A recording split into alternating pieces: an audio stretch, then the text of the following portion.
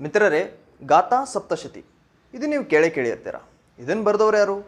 ಶಾತವಾಹನರ 17ನೇ ದೊರೆ ಹಾಲ.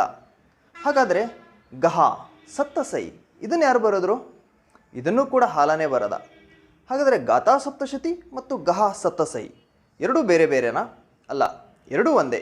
ಗಾಥಾ ಸಪ್ತಶತಿ ಎಂಬುದನ್ನೇ ಪ್ರಾಕೃತ ಭಾಷೆಯಲ್ಲಿ ಗಹ ಸತ್ತಸೈ ಎಂದು ಕರೆಯುತ್ತಾರೆ.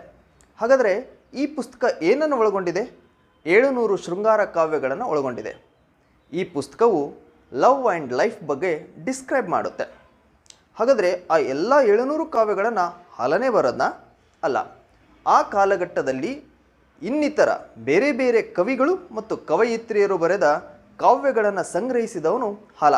ಹಾಗಾಗಿ ಗಾಥಾ ಸಪ್ತಶತಿ ಅಥವಾ ಗಹ ಸತ್ತಸೈ ಬರೆದವನು ಹಾಲ ಅಂತ ನಾವೆಲ್ಲರೂ ಹೇಳ್ತಾ ಇದ್ದೀವಿ.